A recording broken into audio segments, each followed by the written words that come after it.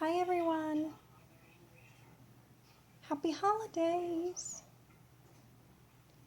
It's that time of year again. It's that time of year again. So it is December 29th, 2019. Holy crap. So it is officially my 3-year vlog anniversary and my 15-year accident anniversary, which just seems nuts. Sometimes it feels like yesterday. Sometimes it feels like 15 years ago. I'm not sure what it feels like today. It feels like 15 years today. Like I've been doing the wheelchair thing for half of my life, which today is that day. I'm not sad. Well, maybe a little sad. More overwhelmed by the idea of that. Half my life. So I had big plans for today. I was gonna have a bunch of my friends video themselves talking about it and put all these little videos together for you guys, and I procrastinated and didn't get it done, and now we're here. So I was going to do that a couple of years ago, and I had a friend who visited me when I was in ICU, the intensive care unit, write something up about that day and about her visit with me. It was actually my friend's mom, but she was like a mom when she visited ICU. We had to say she was my aunt because they didn't let anybody in but family. So Aunt Robin. Anyways, I digress. So I had her write something up a couple of years ago, and then I decided I was going to wait until my 15-year thing to put together this big thing, and then I didn't do it. But anyway, so she wrote something up and she emailed it to me, and I didn't read it because I wanted it to be on camera when I read it. So I'm going to read that to you today. So it's an account of the day, and then of her visit to intensive care. And it's going to be my raw reaction because I've never read it before. So I'll start with that. Okay. So it says, December 29th, 2004. Memories of China by Robin White.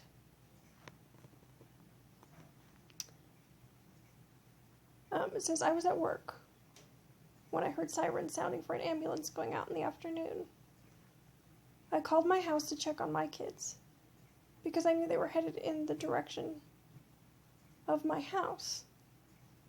I had a teenage daughter that frequently drove her 2 younger brothers, so I was worried. There was no answer.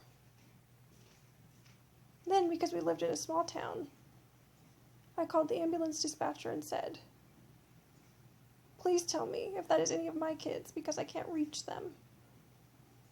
She said it was not my kids. I found out later that it wasn't my kids, but it was China Dixon, a girl that spent much time with my daughter, that was in the same class and had spent a lot of time at my house. I knew her very well.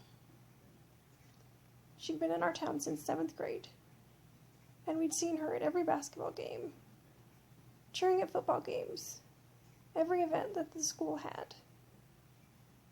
China was involved, it seemed. I was in everything I could possibly be in.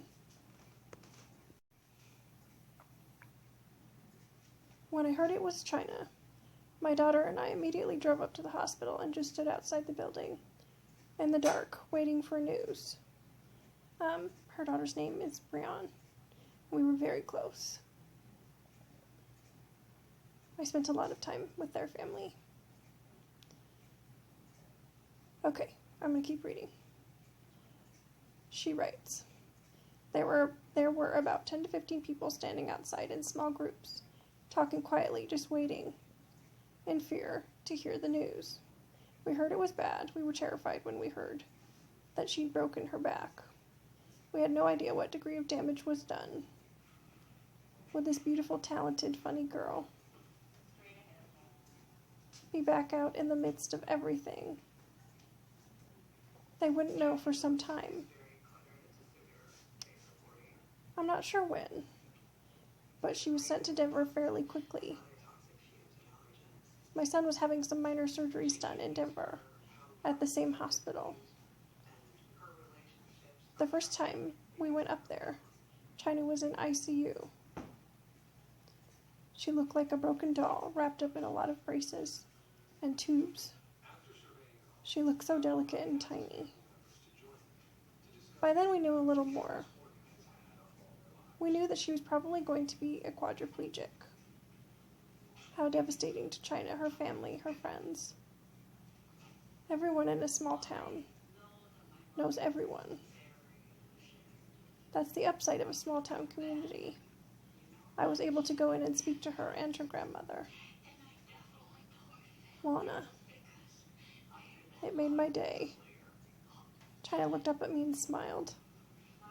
What a trooper. I believe that same day we got back to Grant from Denver. They were having a fundraiser for China. I was able to tell them I'd seen her and that she was a fighter. I knew she was a fighter. I'd been around her a while. She wasn't a quitter. Okay, so this is just kind of, I don't remember much about that day, but I sort of remember her being there. But I don't really remember her, seeing her.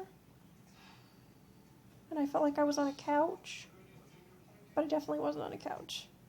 So I would say it was probably the drugs that had me loopy Snoopy. But I do remember her coming to visit, and that we had to say she was my aunt. Okay, she continues. We had to go back to Denver every month for several months, and we'd always stop and see China and her grandmother. They were always positive and looking forward to the next step, to get China better. I remember the day they weaned China off the breathing machine. She told us it was like running really hard trying to breathe on her own. The doctors didn't know if she could do it, but she did. I did it. I got off the ventilator on Valentine's Day. We called it V-Day. It was a wonderful day. Okay, Robin writes, I remember the day we were told she was getting to come home.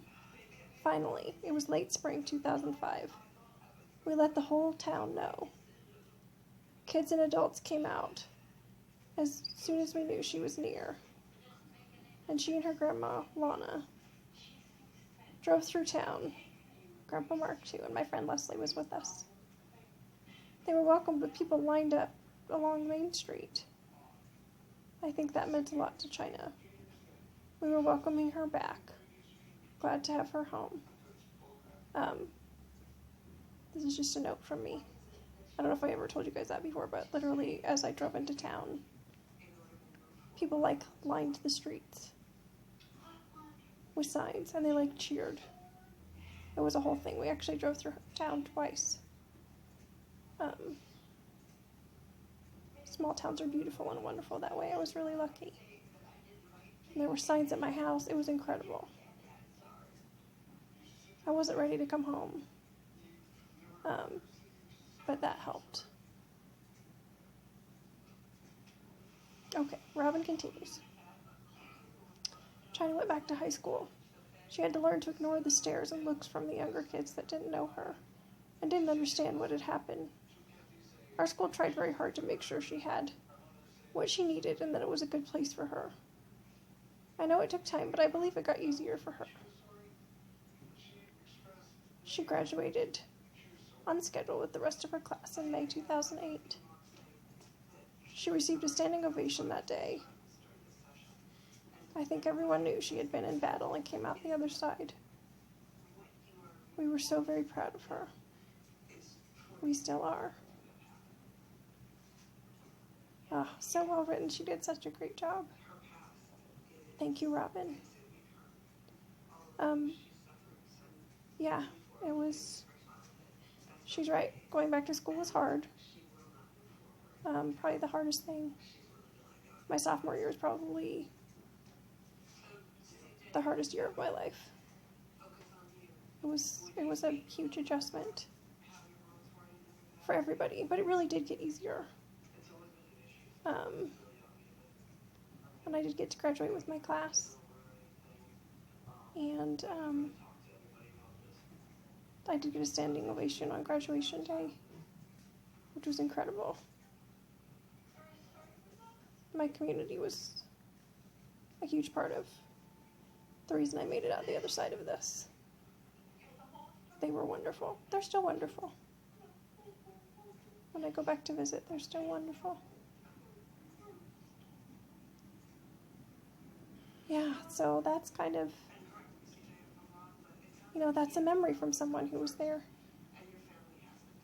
Somebody other than me that lived it. And she did such a great job. So here we are, 15 years later. And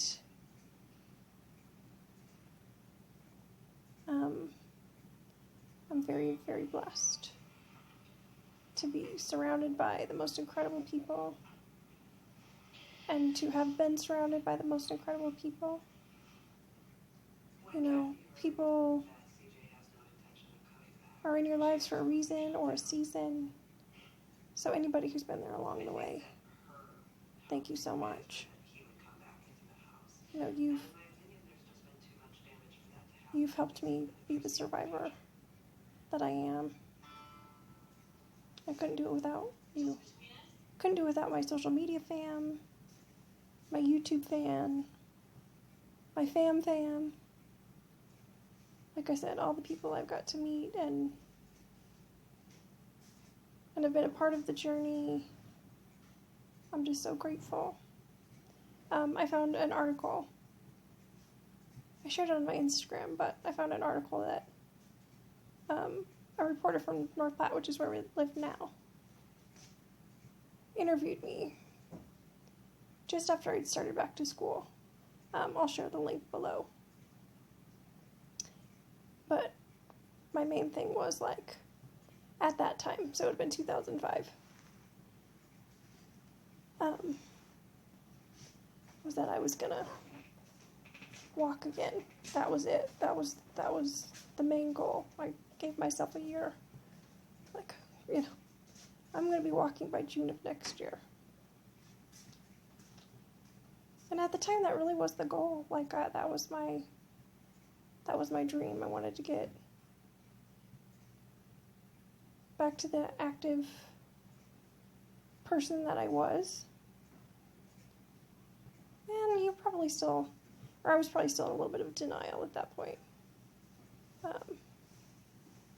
Not that there's anything wrong with hope or positivity or, the goal.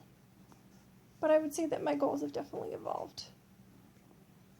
Not that I wouldn't mind walking again, but really just being healthy and happy and getting to, make memories with people that I love and and all of the adventures and experiences I get to have in the chair, that's really enough for me. But, if I were wishing upon wishing, or if I could have a miracle, it would be that I could get my hands. If I had my fingers, my whole world would change. So, maybe someday. But right now, I'm just happy with health. Good health and good people. And I have those things. Well, my health could be better. Hopefully in the next year. Good health. Weight gain. So I'll post that article so you guys can read it. I'm trying to think if there was anything else I wanted to share. I don't think so. When I started this YouTube thing, I could have never imagined that I would get such an overwhelming response. And get to create such a dialogue with people, and that y'all would be interested in my life. And you're just another layer or level of support I'm so grateful for. So thank you so much. It's pretty wonderful to be able to connect with people on a whole other level. So here's to another year. New content. I don't know what the next year is going to hold, but I'll definitely be sharing it with you. Thank you for continuing to watch. Thank you if you've been watching from the beginning. And thanks to all of my people that have been here from the beginning. I know what I was going to talk about really fast. So I listen to a lot of 90s country because it is so good. And the other day, the song Unanswered Prayers came on by Garth Brooks. I don't know if you've ever heard it. If you haven't, you should listen to it. But one of the lines is, sometimes I thank God for unanswered prayers.